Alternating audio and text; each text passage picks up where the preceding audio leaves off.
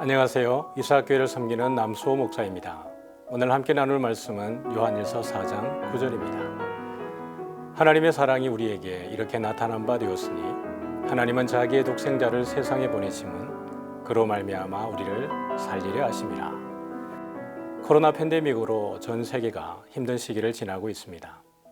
신앙생활을 하고 있는 성도들에게도 이 고난의 시기는 피해가지 않고 있습니다. 고난의 때에 예수 그리스도를 믿는 믿음을 가진 우리에게 필요한 것이 무엇일까요? 많은 요소들이 있을 것입니다.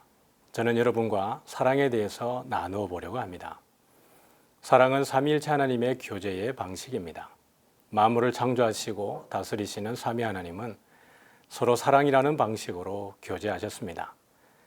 그렇게 하심으로 인해 삼위 하나님은 항상 하나이셨습니다.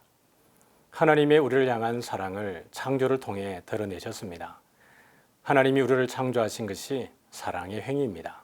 그러므로 예수 믿는 여러분이 이 세상에 태어난 것은 하나님의 사랑의 택하심을 입었다는 것을 증명합니다.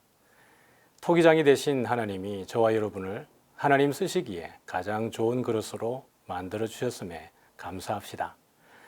하나님의 사랑이 역사의 현장에 가장 분명하고 선명하게 가시적으로 드러난 것은 아들 하나님의 성육신입니다. 본문에도 잘 표현되어 있죠. 하나님의 사랑이 우리에게 이렇게 나타난 바 되었으니 하나님이 자기의 독생자를 세상에 보내심은 그로 말미암아 우리를 살리려 하심이라. 우리에게 주신 하나님의 사랑은 성도된 우리에게서 실천되어져야 할 책임 있는 계명입니다. 예수님은 십자가를 지시기 전 제자들과의 마지막 만찬을 하시면서 제자들에게 이렇게 말씀하셨습니다. 새 계명을 너희에게 주노니 서로 사랑하라. 내가 너희를 사랑한 것 같이 너희도 서로 사랑하라. 너희가 서로 사랑하면 이로써 모든 사람이 너희가 내 제자인 줄 알리라. 성도의 또 다른 표현은 예수님의 제자입니다. 제자에 마땅한 도리는 주님이 맡기신 계명을 잘 지키고 순종하는 것입니다. 어쩌면 고난과 환난의 때를 지나고 있는 이 때야말로 사랑의 순종이 필요한 때일 것입니다. 사랑에 대해서는 주님의 제자들이 한결같이 강조했습니다. 베드로, 바울, 그리고 사랑의 사도인 요한도 말이죠. 베드로는 뜨겁게 서로 사랑을 지니 사랑은 허다한 죄를 덮느니라고 했습니다. 공동체의 외부로부터 다가오는 극심한 고난이 있을 때 교회는 내부적으로 더욱 하나가 되어야 합니다. 분열과 갈등은 서로의 관계를 해칠 뿐만 아니라 믿음을 지키는 데에도 큰 해가 됩니다. 고난 가운데 하나가 되는 그 첫 번째 비결은 서로 사랑하는 것입니다. 사랑은 서로의 허물을 덮어주고 그리스도의 사랑을 실천하게 하므로 피차가 평안해지고 하나가 되어집니다. 바울은 여러 가지 은사 가운데에서 더 큰 은사들을 사모하라고 했습니다. 더 큰 은사들은 믿음과 소망과 사랑입니다.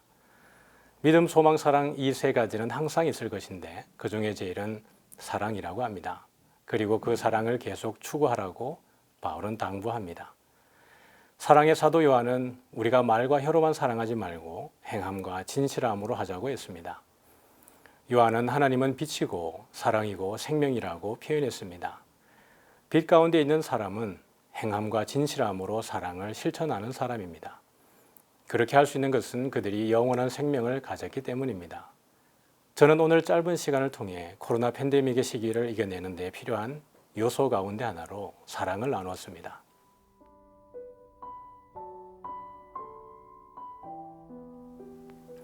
코로나로 인해서 우리의 일상은 그 어느 때도 경험하지 못했던 고난의 길을 걷고 있습니다. 경제적으로 힘든 분들도 너무나 많습니다. 병상에서 회복을 기다리며 고통 가운데 있는 분들도 많습니다.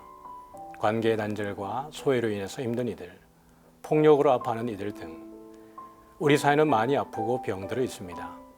이럴 때 우리는 사랑이라는 하나님의 선물을 나누어야 할 것입니다. 여러분의 사랑이 고난을 이기는 힘이 될 것입니다.